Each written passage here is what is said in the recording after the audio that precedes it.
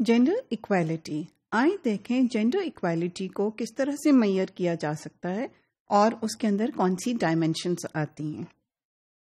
اب gender equality کو معیار کرنے کا ایک طریقہ رائٹس اپروچ ہے، اور اس رائٹس اپروچ کو لے کر ہم یہ دیکھیں کہ are the girls given equal opportunities to realise full human rights, that is their full human right to education, within education and through education.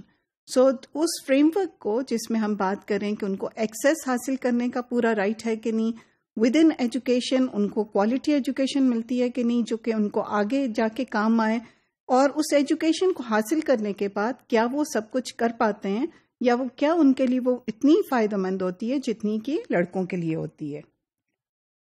اب ایک بہت بڑا ایشو یہ ہوتا ہے جس کی وجہ سے لڑکیاں ایک فیس کرتی ہیں discrimination, that is what we call gender ideologies. What are gender ideologies?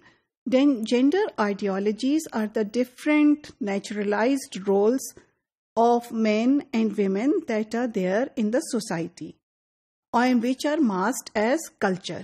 جس کو آپ cultural norms کہتے ہو اور کہتے ہو کہ یہ common sense کی بات ہے، یہ actually these are socially constructed ideas which over time have become so naturalized اور ہم میں اتنی ingrain ہو جاتی ہیں کہ ہم ان کو اس طرح سے ایکسیپٹ کرتے ہیں جس طرح آپ ایک گیون ٹائم کو ایکسیپٹ کرتے ہیں، یا جس طرح سے آپ خیال کرتے ہیں کہ ہاں کہ جو چیز یہ ایک آبویس سی بات ہے.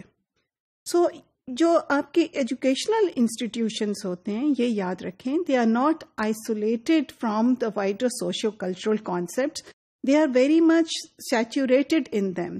So these gender-based ideologies جو ہوتی ہیں یہ اس میں they are encrypted in the institutions. Encrypted کا مطلب یہ ہے کہ یہ اس میں پوشیدہ ہوتی ہیں، سامنے آپ کو نظر نہیں آئیں گی لیکن یہ وہاں پہ موجود ہوتی ہیں. And they are unlikely to be removed unless the specific attention is paid to these gender ideologies، کیونکہ ہمیں اتنی عادت ہو جاتی ہے ان کو دیکھنے کی کہ ہم ان کو محسوس نہیں کرتے کہ وہ وہاں پہ موجود ہیں، اور ہم کیونکہ وہ بہت زیادہ حد تک ہمارے سوشو کلچرل جو کانٹیکسٹ ہوتا ہے اس سے میچ کر رہی ہوتی ہیں. So whatever the prevailing norms are, prevailing norms about men, what men and women should do, how should they act, what type of education they should get، ان کو کتنی ایجوکیشن چاہیے، they all determine the opportunities of boys and girls.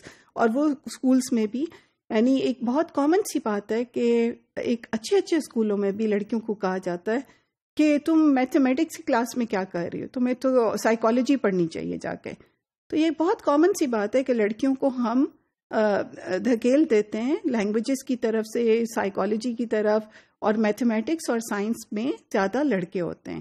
اور internationally also there is a whole consortium talking about STEM research, جو science and technology میں ایک کہ لڑکیاں کیوں کم ہیں اور لڑکے زیادہ ہیں. And there is a lot of emphasis on sort of encouraging girls to take up science and technology subjects. یہ آپ کے باہر ویسٹ میں ریسرچ کا کام چل رہا ہے. So in any case there are lots of constraints that are present in girls' environment that forces them to take up subjects, for instance, جو کہ ان کو اس جگہ پہ نہیں لے جا سکتے جہاں پہ وہ پہنچنا چاہتی ہیں، and it restricts their access to opportunities. These norms, these inequalities are institutionalized. They are present in your schools also. تو although آپ ان کو ایجوکیشن میں بھیجتے ہیں بچوں کو، آپ سمجھتے ہیں کہ بہت زیادہ empowered ہو جائیں گی. Not all education that the girls and boys get empower them. Sometimes they simply redirect them to the roles they already have in society.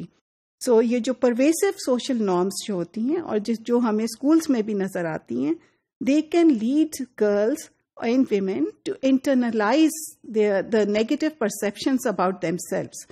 یعنی اگر آپ لیڈرشپ رولز میں جتنے بھی آپ کے اسکول کے چیپٹرز ہیں اس میں صرف آدمیوں کا ذکر کریں گے تو پھر لڑکیاں ایکسیپٹ کر لیں گی کہ یہ لیڈرشپ رولز میرے لیے ہیں ہی نہیں، اور تبھی جو بھی رول ماڈلز مجھے دکھائے جا رہے ہیں وہ آدمیوں کے لیے ہیں اور یہ کام میرا نہیں ہے. اور یہ ایک بہت بڑا ڈائلیما ہے. اسی طرح جو رائٹس تھرو ایجوکیشن کی بات کریں تو لڑکیاں اگر ایجوکیشن حاصل کر بھی لیں اور وہ آگہی ان کو مل بھی جائے, then even the wider social opportunities outside education, they might also be different. ایک تو ایجوکیشن شیپ ان کو ڈفرینٹلی کرتی ہے ان ٹرمز آف اپرچونیٹیز, اور دوسری دفعہ سوشل اسٹرکچرس میں وہ اپرچونیٹیز ان کو دی بھی نہیں جاتی. یعنی اگر کچھ بینک میں یا کچھ اس میں کوئی اپرچونیٹیز ہی نہیں ہے جہاں پہ کہ لڑکیاں کچھ کام کر سکیں ڈفرینٹ قسم کا, تو وہ ڈیفینیٹلی دے ول بی کانسٹرینڈ. اور یہ ایشو ہوگا ہمیں issue of rights through education کا. ایز اے ریزلٹ آپ دیکھیں گے کہ جینڈر انکوالٹیز جو آتی ہیں ان کو ایڈریس کرنا انتہائی مشکل ہوتا ہے, and they are perpetuated through families, through education, and through the institutions outside education. And they are major problem why they have been persistent for a long time.